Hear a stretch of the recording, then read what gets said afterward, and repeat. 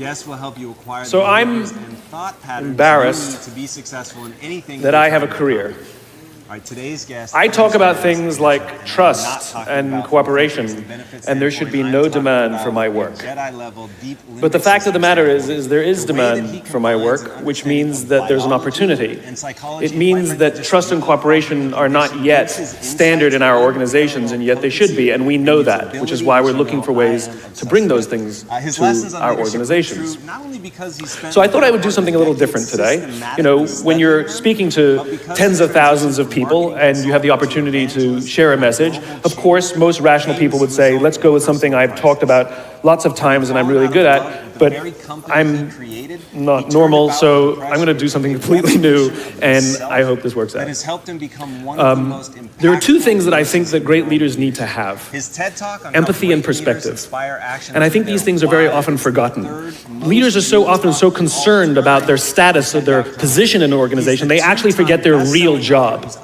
And the real job of a leader is not about being in charge, it's about taking care of those in our charge. And I don't think people realize this, and I don't think people train for this. When we're junior, our only responsibility is to be good at our jobs. That's all we really have to do. And some people actually go get advanced educations so that they can be really good at their jobs, accountants or whatever, right? And you show up and you work hard, and the company will give us tons and tons of training how to do our jobs. They'll show us how to use the software, they'll send us away for a few days to get trained in whatever it is that we're doing for the company. And then they expect us to go be good at our jobs. And that's what we do. We work very hard. And if you're good at your job, they'll promote you. And at some point, you'll get promoted to a position where we're now responsible for the people who do the job we used to do, but nobody shows us how to do that. And that's why we get managers and not leaders.